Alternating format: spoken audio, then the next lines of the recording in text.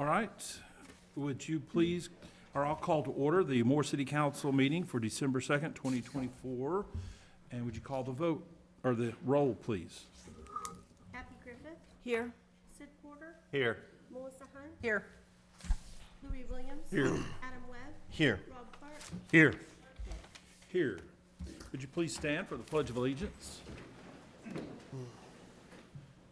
Pledge of Allegiance to the flag of the United States of America and to the republic for which it stands, one nation, under God, indivisible, with liberty and justice for all.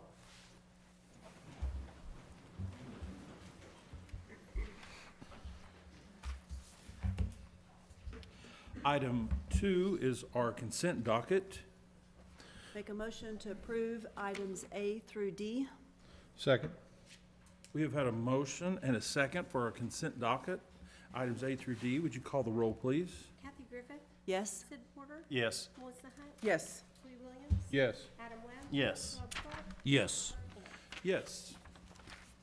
Item 3 is consider approval for replacement of cracked and deteriorating concrete walking trail panels at the Little River Park by Silver Star Construction under the FY 24-25 Public Works Maintenance Contract in the amount of $55,948.22.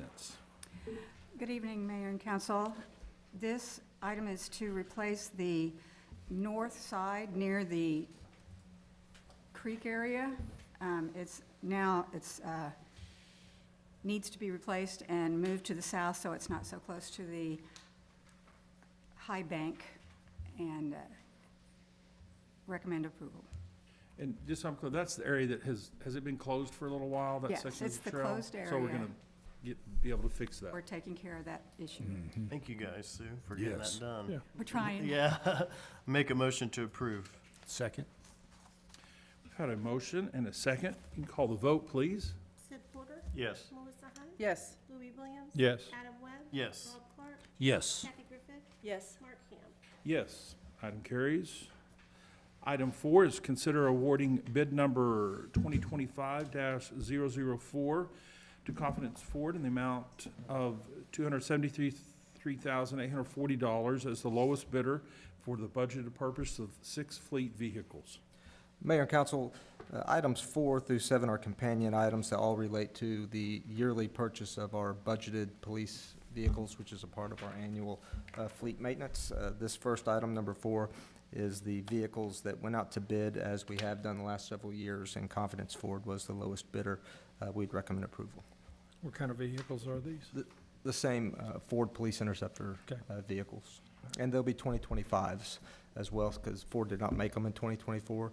So we got in last year's 2025s just recently, and these will be just additional 2025s. So when do you expect these to actually come in? Confidence Ford says they have 3 on the lot right now that we could have immediately, and then the next will go into the order abyss. Okay, all right. That's what that was my Yes, sir. curiosity, yeah. We're Make- still in the abyss thing. Yes, sir. so, Okay. Make a motion to approve. Second. We've had a motion and a second. You can call the vote, please. Melissa Hunt, Yes. Louis Williams. Yes. Adam Webb. Yes. Rob Clark, Yes. Kathy Griffith, Yes. Sid Porter, Yes. Mark Ham. Yes, item carries. Item 5 is consider authorizing the purchase of 6 in-car video systems and related equipment from Motorola Solutions, doing business as WatchGuard, in the amount of $44,093.60, using the NASPO contract number SW 1057/7063. Motion to approve. Second. Would you call the vote? Louis Williams, Yes. Adam Webb. Yes. Rob Clark, Yes. Kathy Griffith, Yes. Sid Porter, Yes. Melissa Hunt. Yes. Mark Ham. Yes, item carries. Item 6 is consider authorizing the purchase of safety equipment for installation on 6 patrol vehicles from Fleet Safety Equipment, Inc., doing business as Dana Safety Supply, in the amount of $82,692.48, using state contract number SW 0142. Motion to approve. Second. Would you call the vote, please? Louis Williams. Yes. Adam Webb. Yes. Rob Clark, Yes. Kathy Griffith, Yes. Sid Porter, Yes. Melissa Hunt. Yes. Mark Ham. Yes, item carries. Item 7 is consider authorizing the purchase of 6 mobile radios from L3 Harris Technologies, Inc. in the amount of $33,732 using state contract number SW1053 minus 30%, plus an additional $1,000 off using the system purchase agreement between Harris Corporation and the City of Norman, reference MBP number 16075. Motion to approve? Second. Would you call the vote, please? Adam Webb. Yes. Rob Clark. Yes. Kathy Griffith. Yes. Sid Porter. Yes. Melissa Hunt. Yes. Louis Williams. Yes. Mark Ham. Yes, item carries. Item 8 is consider declaring 10 firearms as surplus and authorize the police department to dispose of the surplus firearms for credit towards the purchase of new firearms and firearm-related accessories. Mayor and Council, we have a armory which houses numerous weapons. We have been trying to curtail that down to 2 platforms, 2 weapons platforms, a rifle platform and a handgun platform, which is consistent across the organization, which leaves us to these 10 firearms, which have been in our inventory since about 1990. So they've not been used, they've just simply been being stored. One of the reasons that they are being stored is because they are very difficult firearms to get rid of. They are heavily regulated by the ATF. They require a Form 5 and do fall under the parameters of the National Firearms Act.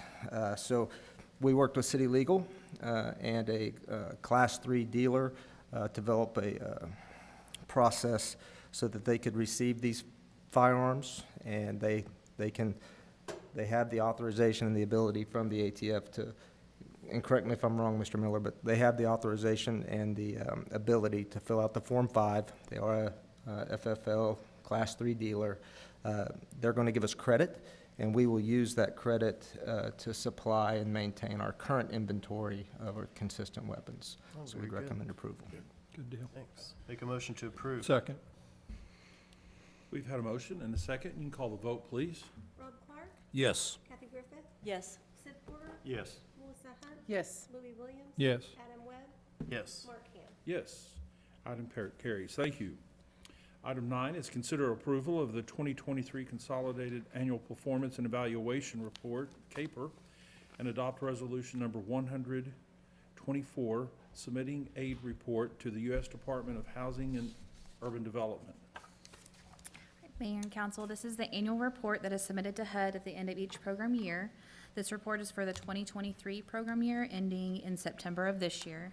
The amount of funds awarded this year was, or last year, $343,817. There was also $72,060 of CDBG COVID funding still available.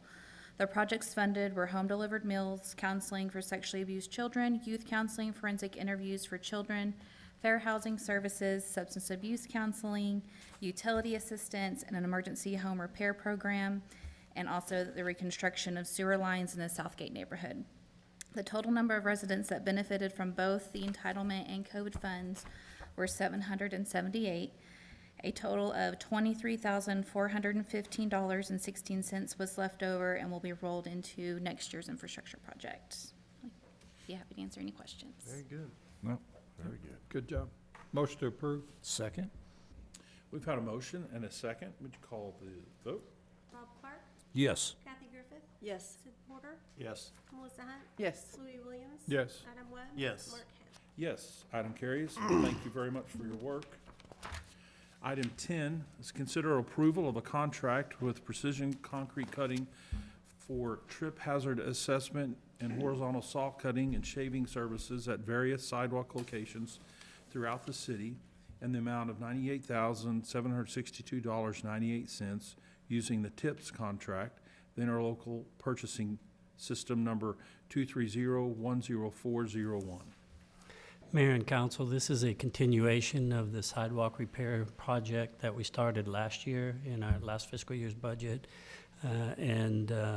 What it does is any trip or any hazards of over 1.25 inches to 2 inches, they'll come in and remove those tips that people have a trip hazard that people could trip on. We're doing approximately 34,000 in wards 1 and 2, and then Ward 3 is about 30,000. So we would recommend approval. It's something that we're going to continue and try to provide in every budget year.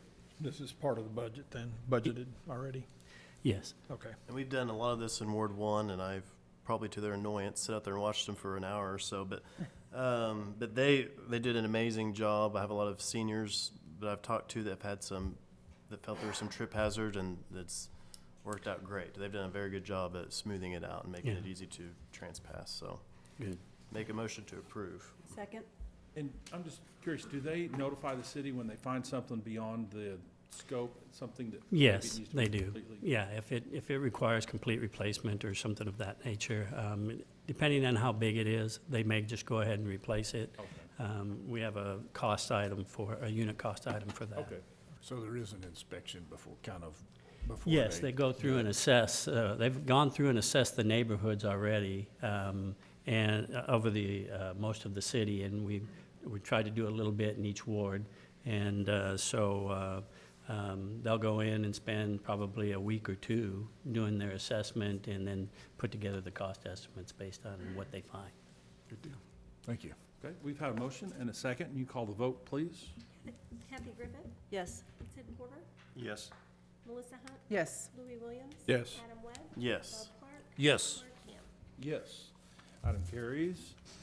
Item 11, consider approval of ordinance number 105724, amending Part 4, Animals, Chapter 1, General Provisions, Article A, Animal Regulations, Section 4-104, keeping and raising of fowl by providing for requirements to be met for the keeping and raising of fowl in the city limits, and amending Section 4-107 by limiting the number of animals allowed per lot, providing for severability, and providing for a repealer.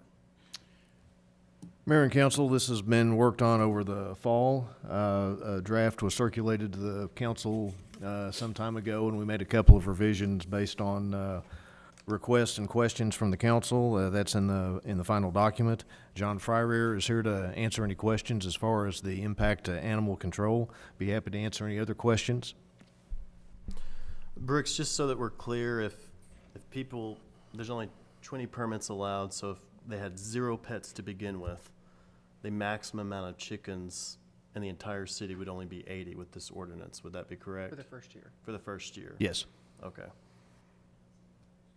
And I appreciate all the compromise and working through this and making sure the animals would be safe and all the research that went into it.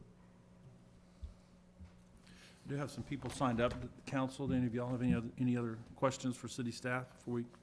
I did have a couple of questions. I've had some phone calls for and against on both of these, and I understand the 20, and I was asked the question, why 20? Because the population's so much bigger. That's a very minute population that would be able to, and I told them I would inquire about that. Well, we had that discussion, and we settled on 20 permits just because of the additional workload for the staff, and we didn't know what the demand for this might be, and what other issues might come up. So the first year we set it at 20 permits. We felt like that was something that was manageable. And to kind of a slow rollout. So Yes. that next- Yes. And speaking, how much time will they have to spend per permit? How long would that take them to have to go out there?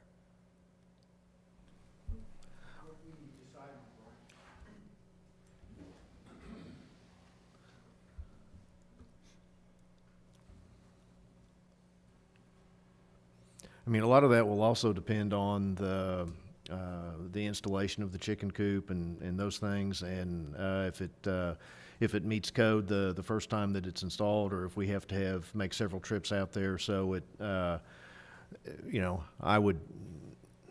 Yeah, so just kind of walk through the permitting process. How does it get started? How does it progress through it? Basically, they come to the shelter, fill out for the permit, which is, I think we decided $50 per permit. Okay. Animal control will go out, assess the property. Before coop's built or anything? Well, yeah, basically where to put the coop, correct. Okay. let them know what they need and how to start it, because it has to be certain measurements from each corner of each house. Right. And to make sure they don't already have foul on their property too as well. And once.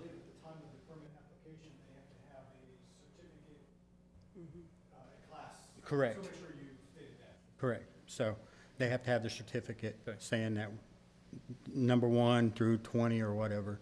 So there's one trip that you make to the house before they start the coop and everything? Correct. Then there's a second one? Yeah. Okay. And after the second was when they're done with the coop, we go back out, do the measurements, make sure it's varmint proof, and all that good stuff. Okay. And then they're able to get So the you'll foul. give them, you'll issue So- the permit at that point? then? Correct. Okay.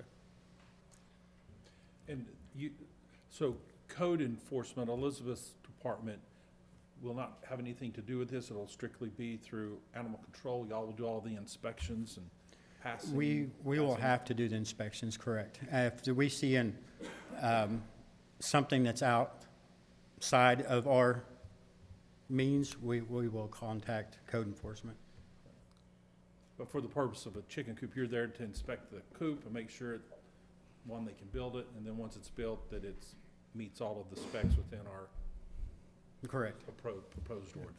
So it sounds like the first visit would be very quick, because it just Yeah. involves some measurements. The second trip, do you have any? I know this would Basically, be the first visit would be to make sure they don't have any other animals. And that the distance requirements are met for the fence lines, correct? Correct. And so that would take very minimal time, I would assume, right? Measurements and stuff, yeah. Okay. But the second visit, That's probably gonna take a little bit more time. like an hour or, Yeah, within, maybe an hour or so. okay, an hour or so? All right. Thank you.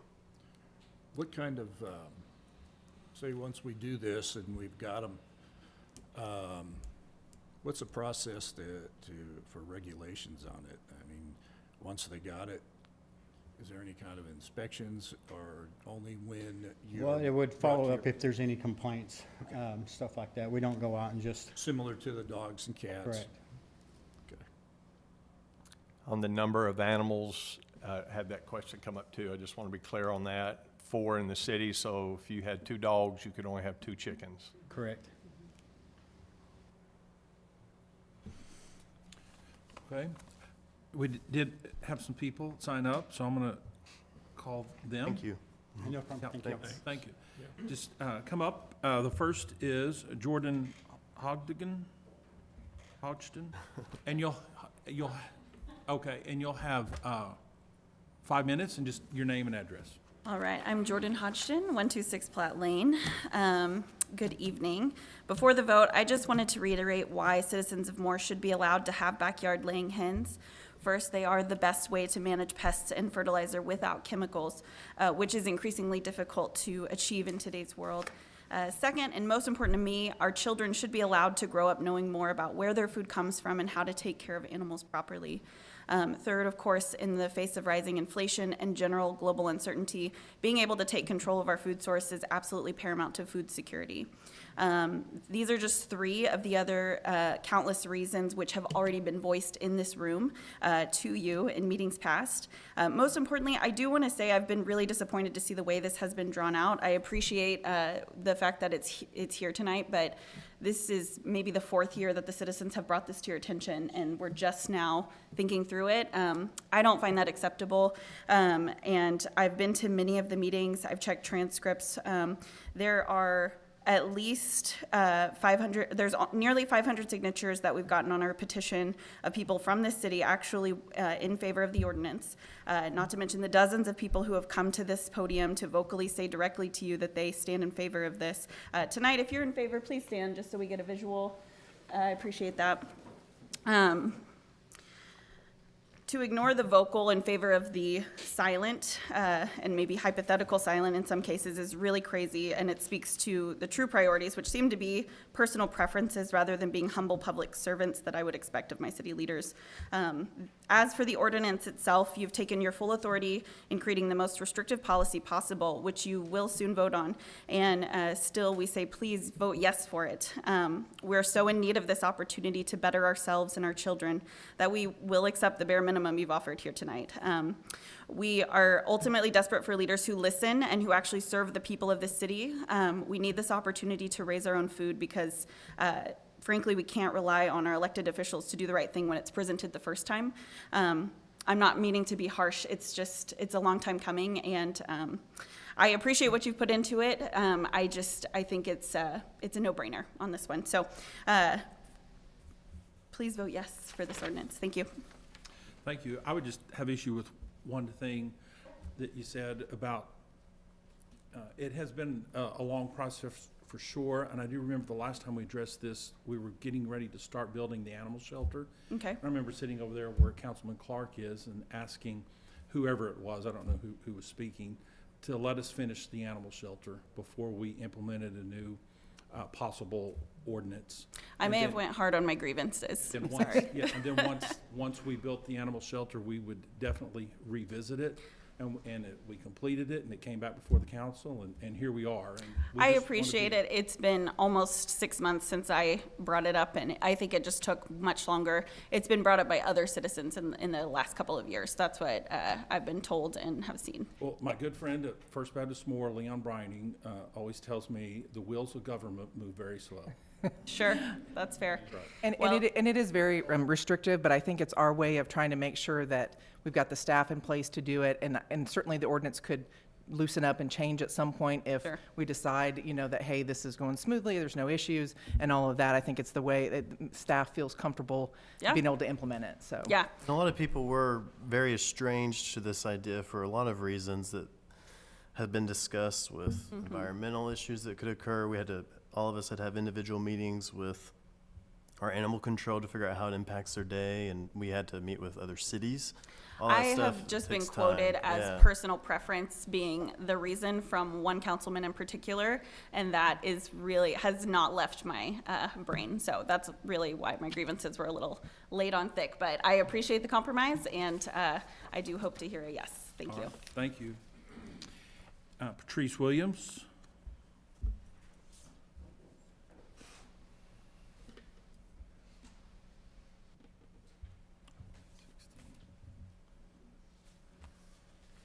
Patrice Williams, 1061 Northwest 6th Street, Moore. Unlike the lady that just spoke, I want chickens, but seeing how this ordinance is written, I think is absolutely ridiculous. It doesn't say 20 chickens for the first year, it says 20 per year. And doing math, it shows that that's less than 0.76% of the single-family homes in Oklahoma and more. That's ridiculous.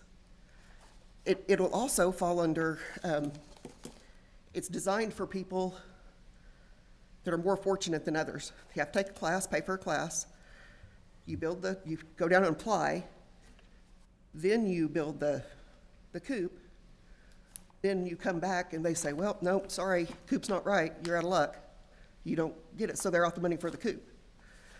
Just the whole way it's written is, what's an animal? I mean, what is an animal? Is a fish an animal? No. Yeah. I believe it is. Does by a fish count as an definition, it is. animal in your house? Does a fish count as an animal in your house? Right. I have the definition also. Where is that? Where does it say that? It's not on 4-104. But there's also guinea pigs are considered pets, gerbils, so we're only gonna be able to have 4? I can't even have a fish? I mean, it's a animal by definition. If you can show me something different.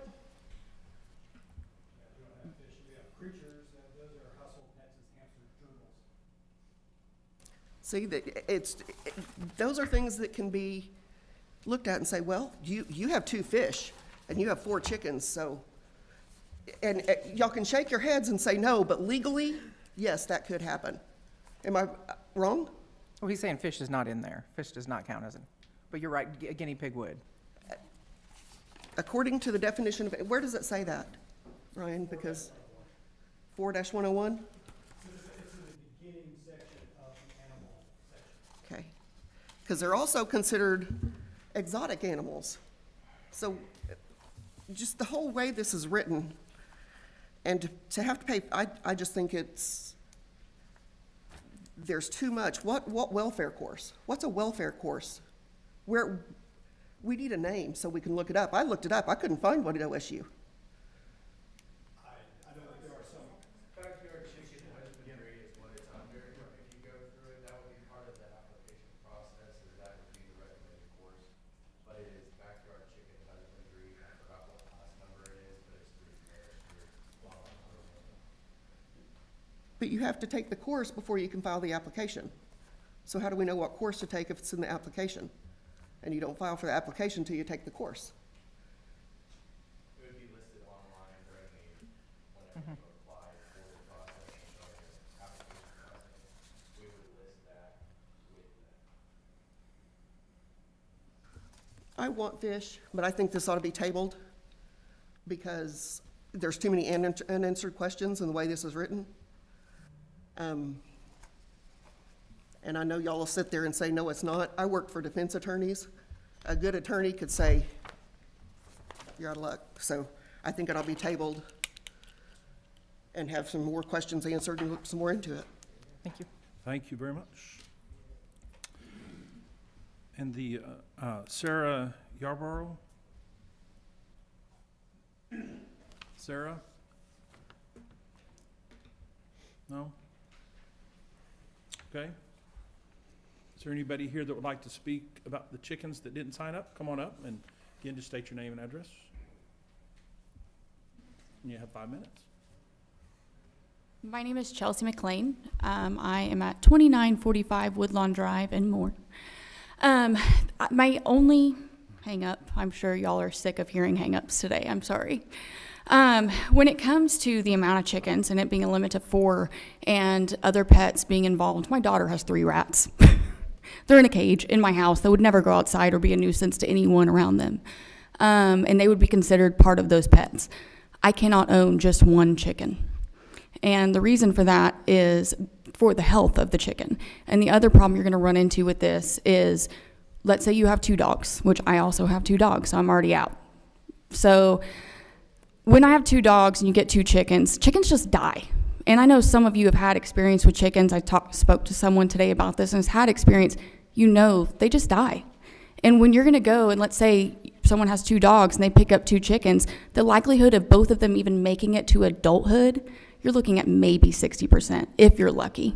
And then you're gonna deal with the depression of a chicken. They cannot survive alone. This is something that is stated multiple times in many studies, but that is, I would say, to take into consideration of the number. I know obviously we're here to vote on what this ordinance is today, but I hope that y'all take a little bit of time to look at this. I do agree with one of the ladies that spoke.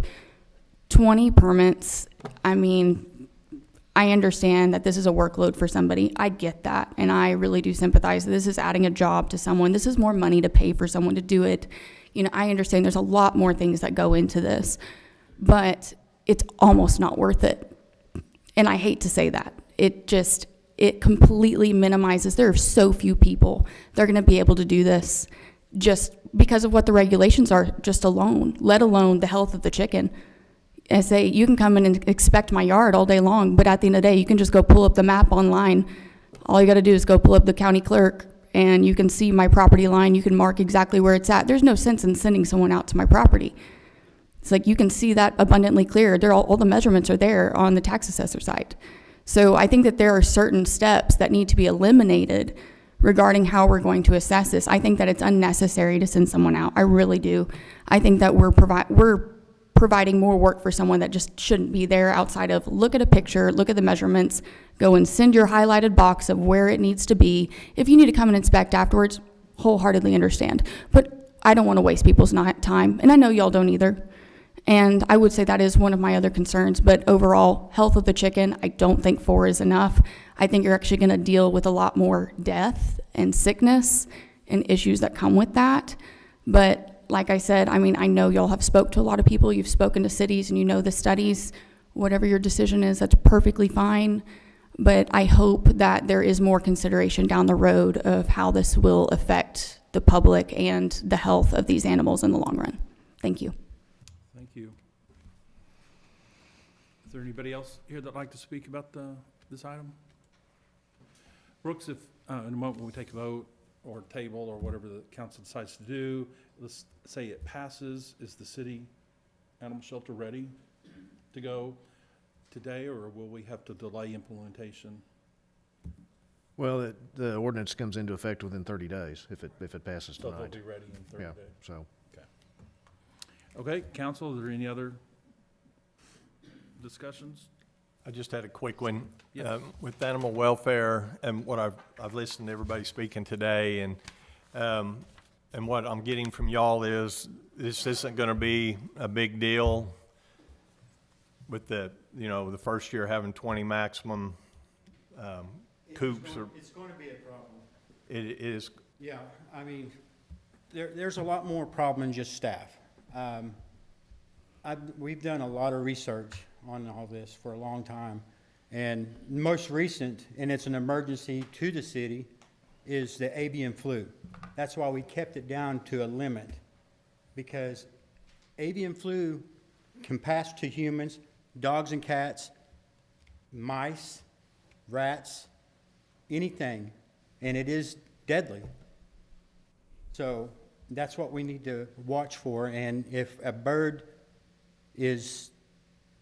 dies and tested positive for that, it's a 6-mile radius that anybody that has birds or animals in that area have to be tested. And it's a pandemic. I mean, Is that a federal? that's what we have to watch. Is that a federal regulation? It's through the Oklahoma. I mean, we already had it spotted in Roger Mills County this year on November 21st. The Oklahoma Department of Ag and Food Forestry. Okay. I mean, that's something we have to consider, is the avian flu, and it is a danger. I mean, dogs can get it, but it's least likely, but cats, it will kill them. Like I said, it's contracted through the feces that lays in the ground for years. There's no getting rid of it. So, and it will bring unwanted varmints into the city that we already have a problem with, and it's just gonna make more problem that way, not just the birds, but doing other things, so that puts a bigger workload on it. So, I mean. How are you gonna be on manpower? Well, checking out the pins, going out there, doing measurements and stuff, that's gonna take away from the emergency calls, the aggressive dogs, or if more PD needs us, it's gonna take us more time to get more people out there. So, I mean, that's a lot of things we have to look forward to. Are we equipped to house? No, we are not. And you don't want to put one chicken with another chicken because of the avian flu, because we don't know what diseases it has. So we will have to find another way of taking care of them. Thank you. That's my question. No problem. Thank you. Thank Thanks you. very much. Okay, council, what do we want to do? Oh, we got one more that wants to speak. Yeah. Oh, come on up. And just state your name and your address, and you'll have 5 minutes. Jericho Monte, 600 Southwest 2nd. I'm visiting, and I just actually recently got wind of this case, just watching it or reading it, and going everything. And from what I'm hearing about the avian flu from the pest control officer is that anything could contract it. Anything that is a pet, anything that is populating a certain area. So as far as being fearful of the avian flu and having spread it and everything, we can't possibly stop this. I mean, we can mitigate it, of course, we can lower everything's down, but to restrict from what I'm getting at this is we're restricting how many pets people can have. And I understand there are some certain scenarios, I'm not from here, although obviously I don't know the area, I don't know the residents that well. But, like, why are we restricting pets?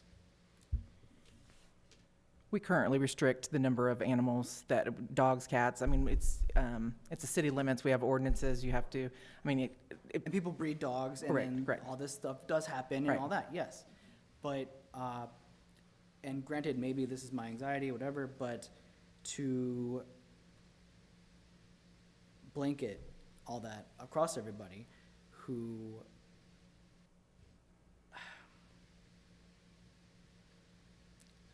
sorry, I didn't have this prepared, I should have. Right, restricting pets, you're doing that for health reasons, of course. The big takeaway from the animal control was the avian flu, which can be mitigated through this. And I was curious as to what is stopping somebody from using this own policy against somebody who isn't disturbing anything and is paying their dues, paying their registrations, paying their animal control, paying whoever they need to pay to be left alone. And then somebody has to file a complaint. What is the process of that complaint being filed, and then that person having the 1, 2 more chickens, and they just recently had a brood, right? What is to stop them from getting slapped all the fines, all the prosecution, and all that? As far as like residential, my own safety, as far as somebody who might be coming here to live, how could I be sure that I won't be targeted or anything like that as far as my current circumstance? Well, the whole purpose of the ordinances that the city has is to try to help protect. Try to help protect. All right, and Or pets? both. Both. Both. And it's from a lot of different angles. And, I mean, we have an animal control department. We've just spent several $1 million on an animal control center. And it's simply to help try to manage that population of pets within our city. Okay, so things have gotten Well, vastly out of control. not out of control, not any more than any place else, but it's a way to try to manage that. And so it's none of these things are written as a detriment to somebody. It's in order to try to manage. And that's not to say you guys are out to get us. I'm just saying, And there are people that maybe, with even good intention, take on more pets than they can manage themselves. And we have found 4 to be a good compromise. There's been, our animal control show up to homes and see abuse in extreme ways when people try to manage more, or it becomes a unsafe environment for whoever's living in the home with defecating and peeing in the house or whatever that may be if there's a ton of animals running around. And so when you choose to live in a city like Moore, that's 15 minutes from downtown Oklahoma City, you're opting out of that lifestyle. If someone wants to have a lifestyle where they have tons of livestock and pets, there's plenty of places to do that. But inside of Moore, Oklahoma, this is not what a suburb is managed for. It's not a farm. It is a suburb and an extension of the city. And it's not a place to have tons of animals. Okay. And to be clear, animal control doesn't go out knocking on people's doors Well, to they say, will. how many, animals do you have? It's complaint driven. And so, I mean, if you're taking care of your animals and doing what you're doing, I mean, you're not gonna have a problem. Typically, if we get a guys have complaint, it's gotten extreme. Never gotten, I don't know, like a throwaway complaint. Essentially, somebody complained just for the sake of complaining. You guys have never gotten that. Oh, I'm sure they have. I'm sure they that, have. yeah. I'm You not have aware of two any neighbors specific that don't like each circumstance. other and they're Yeah. gonna Right. complain no And matter that's all what. and then they go for the low hanging fruit, right? Yep. Hey, I know you have a gerbil.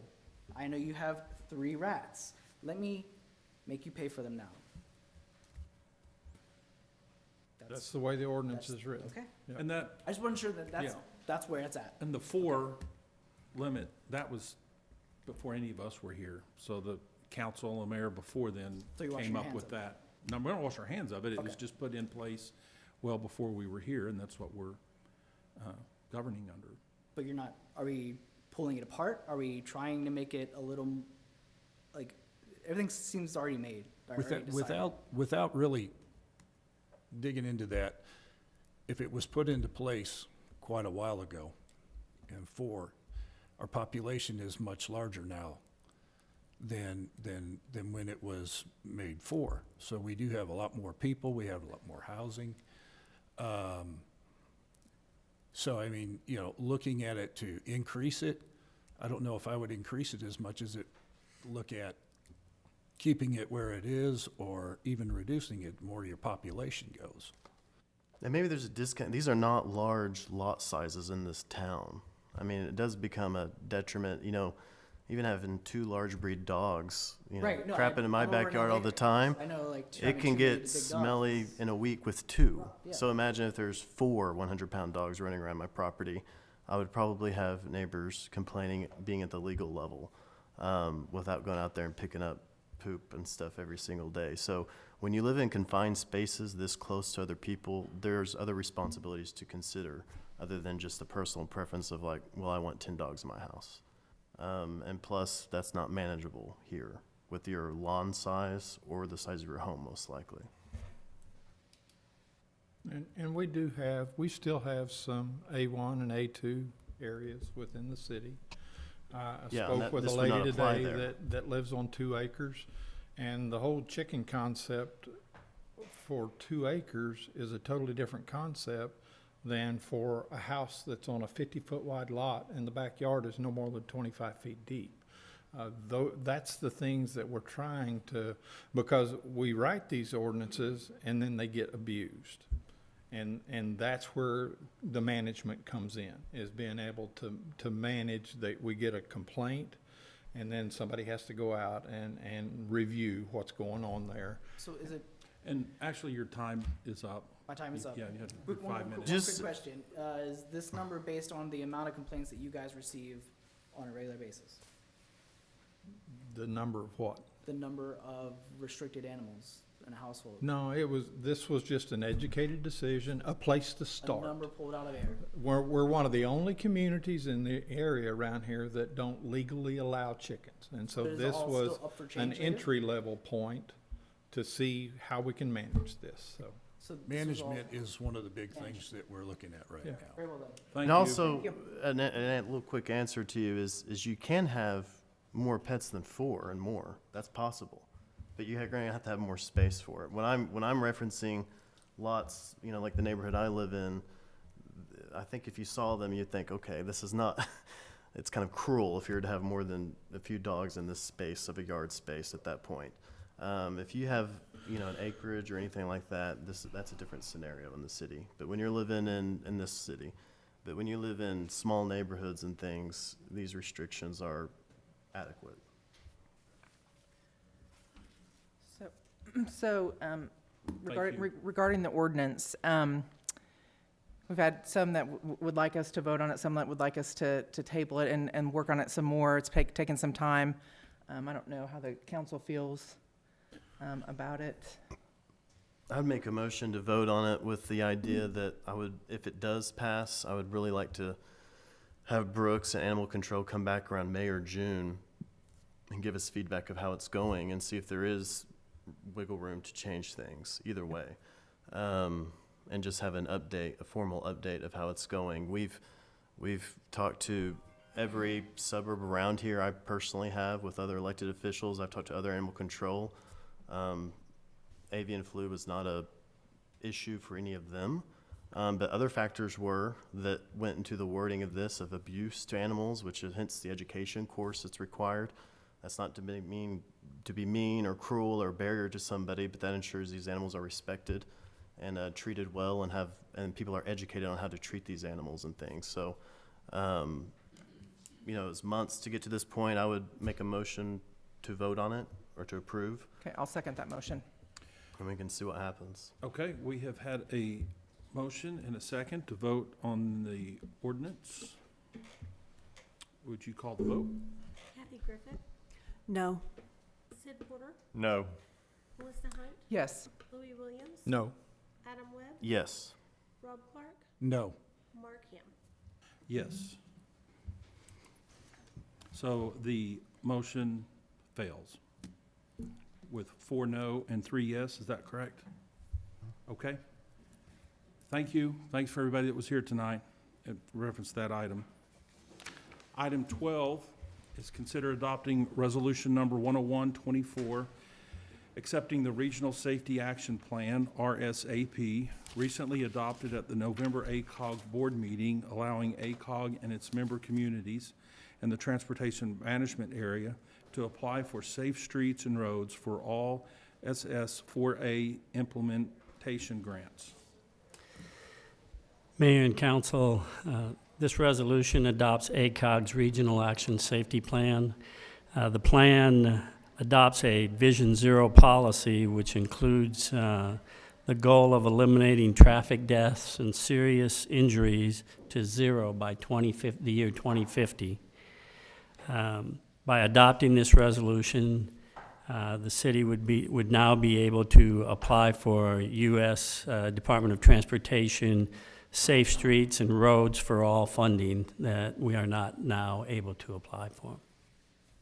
So we recommend approval of the resolution. Make a motion to approve?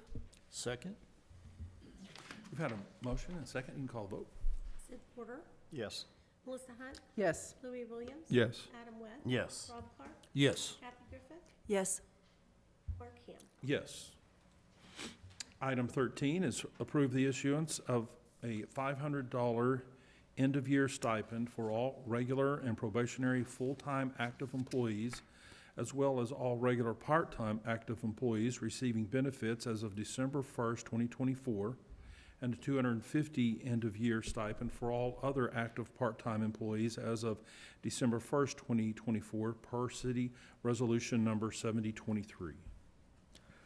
Mayor and council, this is something that has always been looked at by the city council since at least I've been here for 9 years. It's an acknowledgement of the work that our employees do and a recognition of that. I recommend approval. Make a motion to approve. Second. I did have a quick question. Does this include the fire and police or just city municipal employees?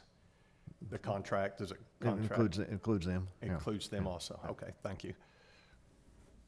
We have had a motion and a second, right? Did we? Yep. You call the vote, please. Melissa Hunt, Yes. Louis Williams. Yes. Adam Webb. Yes. Rob Clark, Yes. Kathy Griffith, Yes. Sid Porter, Yes. Mark Ham. Yes. Item passes. And we do appreciate all of our city employees. This time, we'll recess the city council meeting and convene the Moore Public Works Authority meeting. Item 14 is the consent docket. Make a motion we approve the consent docket items A and B. Second? We've had a motion and a second. You can call the vote. Kathy Griffith, Yes.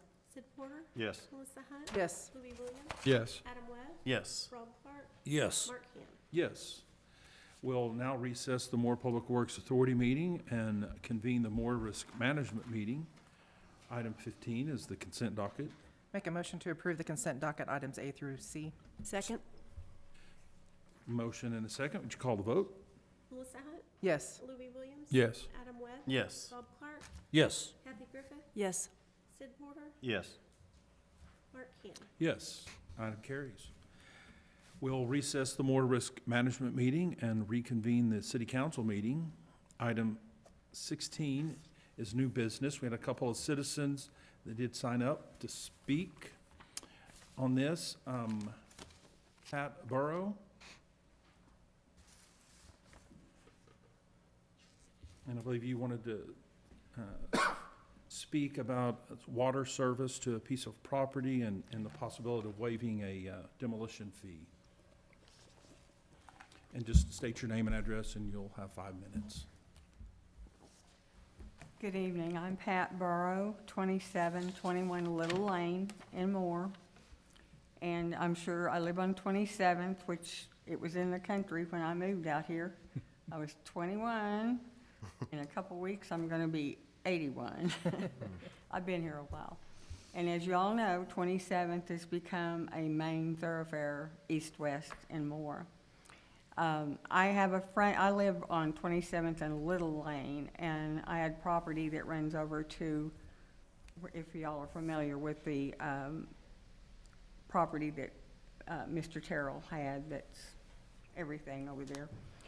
And I did a lot split a while back, so I could downsize the property, and then it would allow me to make some improvements on my place. My goal is to stay there as long as I can, been there a long time, don't know where I would go. But tonight, when we did the lot split, the new address on that property is 750 Northeast 27th Street. And there was a two-bedroom house on that property.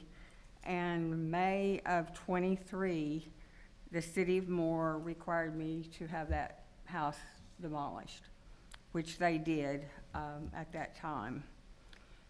I'm here tonight to ask you about waiving the invoice for the demolition of that house, which is 750 Northeast 27th.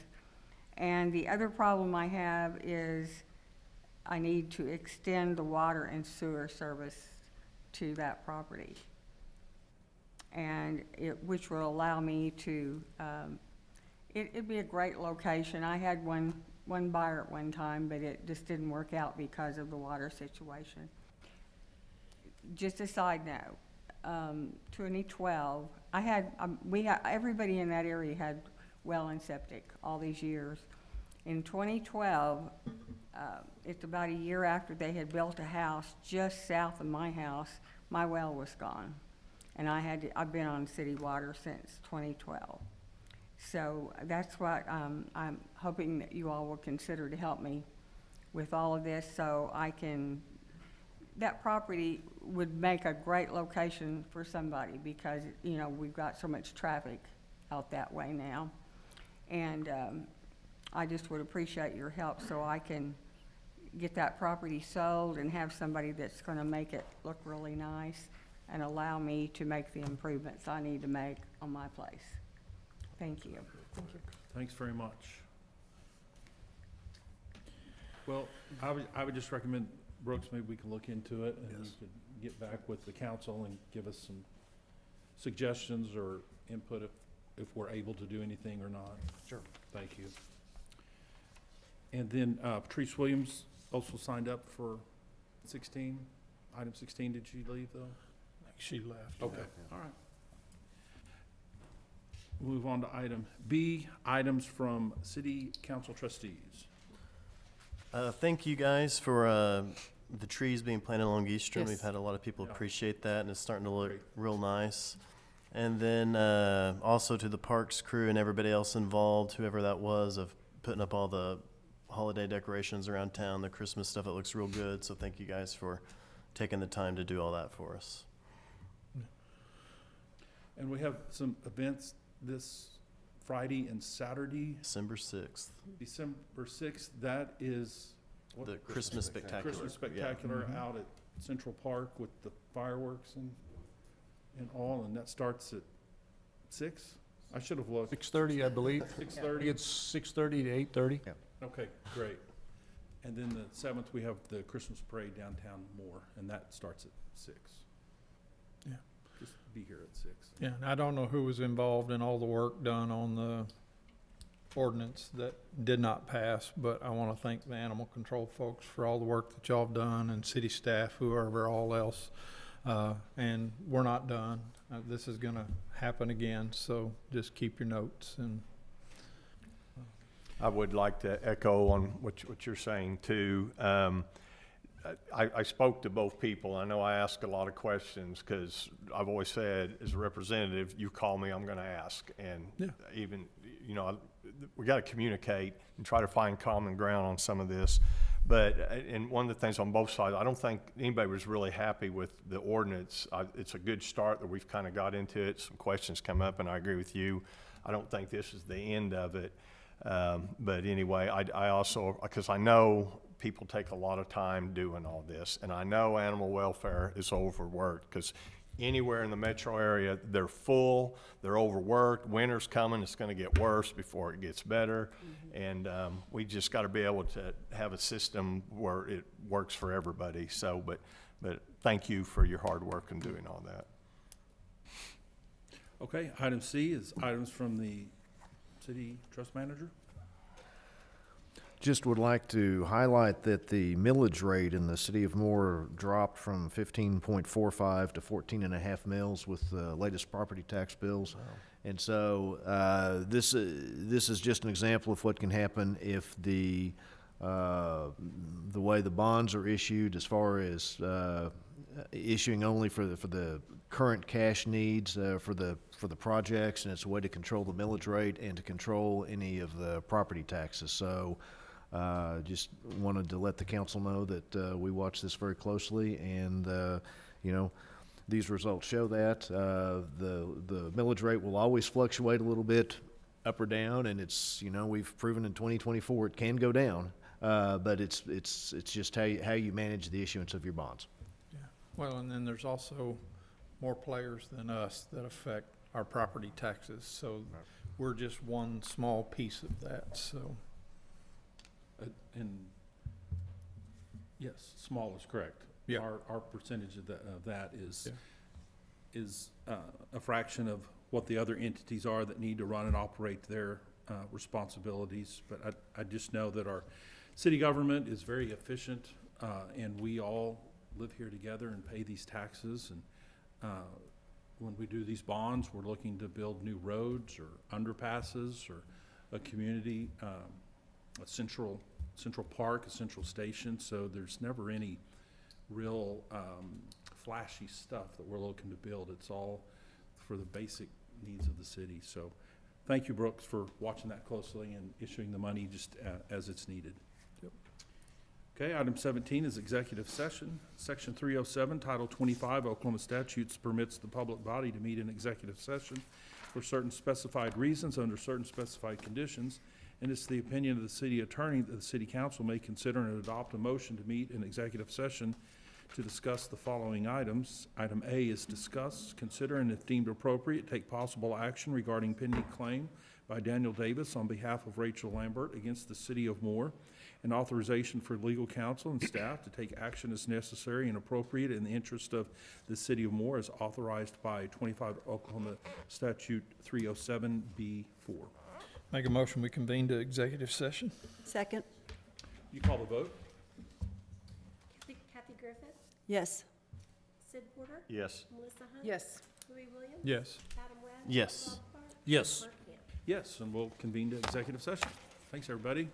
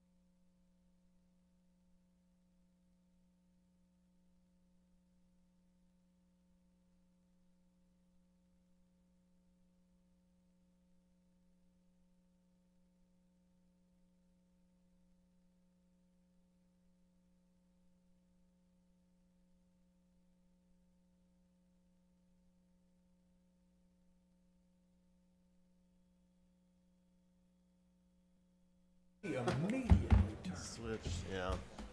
Kathy, I really like your shirt. I didn't even look at getting a long sleeve, and I was like, I should have done that. That was good. I like it. Okay, we have reconvened from executive session. Let the record reflect that all that were present are still here. And, I'll make a motion to proceed as directed.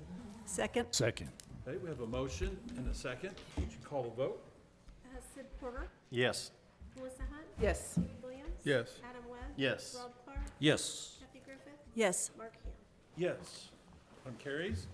Item 18 is adjournment. So moved.